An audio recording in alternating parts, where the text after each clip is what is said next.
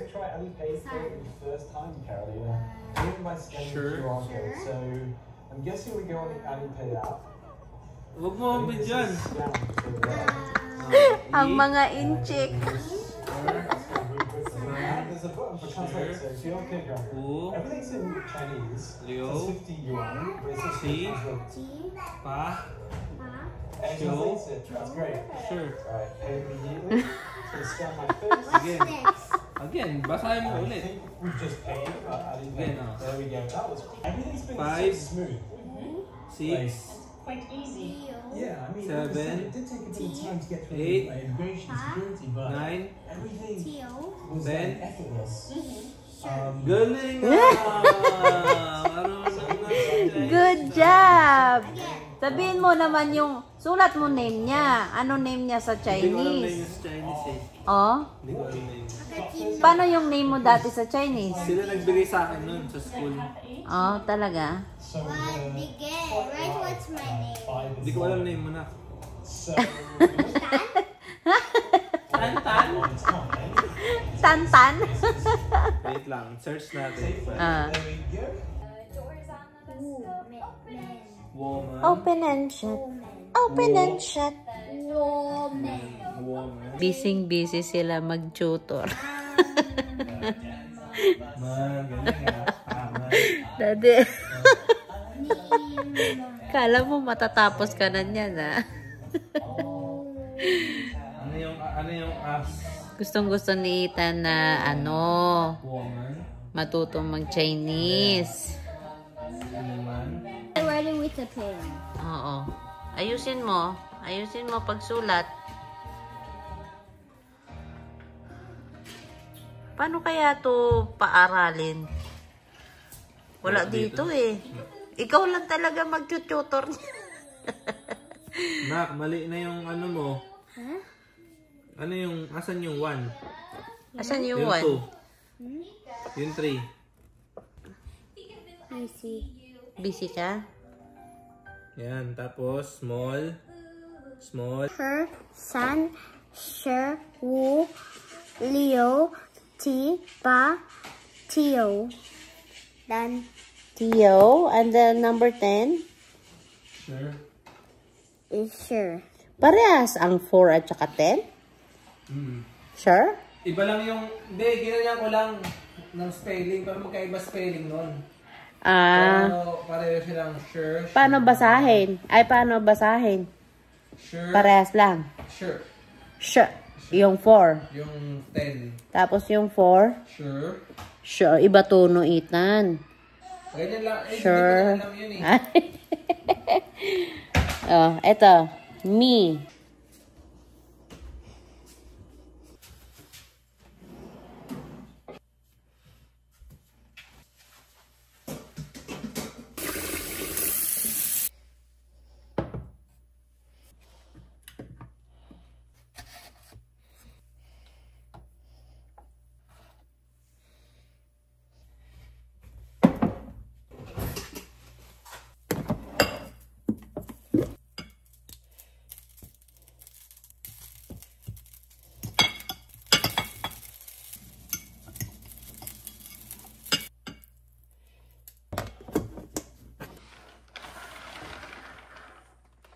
Good morning. Nag-snow na talaga. Snow na talaga siya. So, yeah. First snow. Morning, guys. So, gising na ako. 5 AM pa dito. Gising na ako kasi nag-prepare ako ng food ni Daddy. And ganito kasi yun pag umaga siya, umaga ko ginagawa yung food niya. Yan, mamaya aalas na din siya. 5:30. Nagbibihis pa siya sa baba, and ngayon is medyo snowy and icy yung kalsada, kaya sabi ko mag-iingat siya sa biyahe. Kasi delikado pag ganito, madulas yung daan. And itong snow naman na to, hindi pa to siya talaga yung tuloy-tuloy na matigas. Ano pa to siya, malulusaw. Malulusaw pa to siya na snow. Pero nakakatuwa lang. Kasi inaabangan namin yung snow. Ayan, puti na yung mga sasakyan. Ayan, puti na yung mga bubong ng sasakyan. Kahit kasi malamig guys, pag winter kasi inaabangan namin yung snow.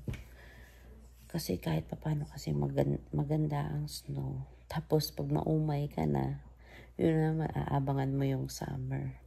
Last year kasi di gaano kaganda yung winter kasi di gaano kadami yung snow. Ito is sana medyo madami ang snow.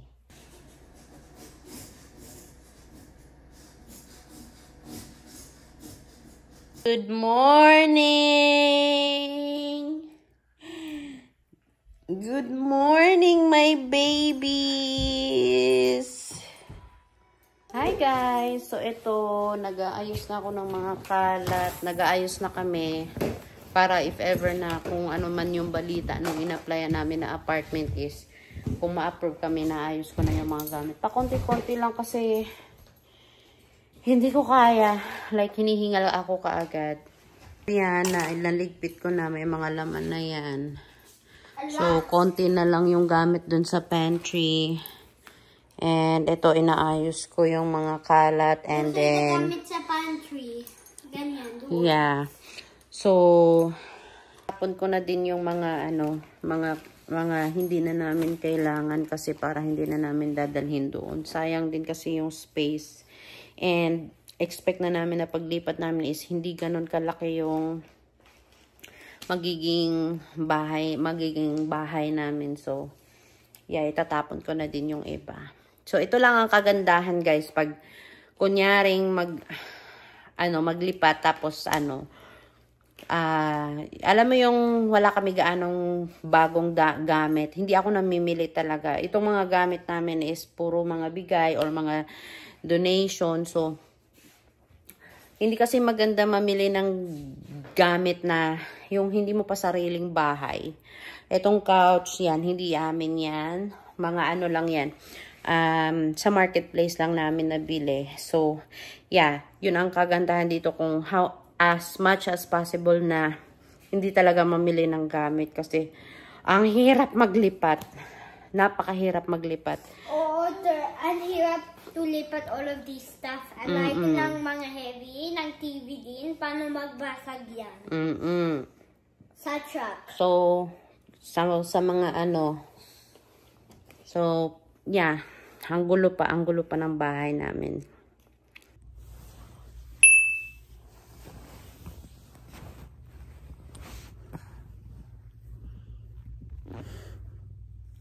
Walang work si Daddy sa Saturday. We're gonna watch Santa Claus Parade. Yay! It's Alicia's first time to watch the Santa Claus Parade. Yay! Are you excited, Baba? Say wow! Wow! Wow!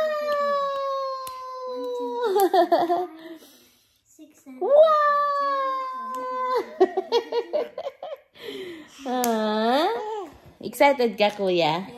Hi guys! Approve kami sa apartment namin. And pupunta kami sa city. Yay!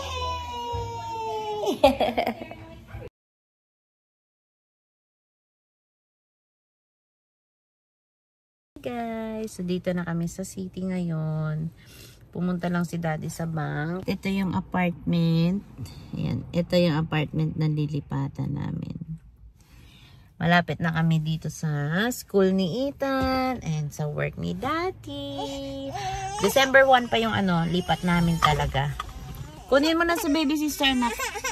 December 1 pa kasi aayusin pa nila yung mga dapat ayusin. Marami pa silang aayusin sa kwarto namin, nalilipatan talaga. Pero ngayon, inaasikaso na namin yung down payment namin sa apartment para sa amin na talaga.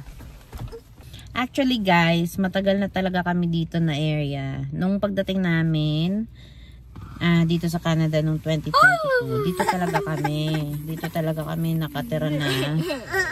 So, okay kami dito sa area na ito kasi malapit sa lahat, malapit sa groceries and everything. So, we're thankful kasi at least dalawa talaga nag-approve namin na apartment. Merong isa na malapit din dito, pero medyo mahal siya and hindi siya ganun kagandahan. Ito kasing nag-approve sa amin is mas mura siya at saka mas maganda yung kwarto, hindi siya madilim at saka meron kaming balcony. Soon magro-room tour ako bago kami maglipat para makita nyo yung lilipatan namin. Yay! Balik city! Balik kami ng city! Balik city si Alicia. Si Kuya. Hoy, makikita ka ng pulis.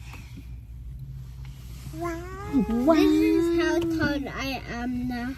Yeah, you are. You're a big boy.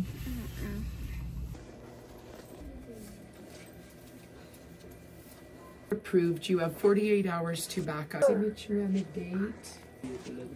The 14th. Hi guys. Tapos na magperma si Daddy nung yung binayad namin yun sa down payment. So, aalamin muna ni Daddy yung schedule niya by end of November para makapagsabi kami kung kailan kami mag-move in kasi pwede na kami mag-move in by end of November. So, okay lang na hindi kami maghihintay ng December 1. So, I'm so happy. Kasi sa wakas, lilipat na kami ng city.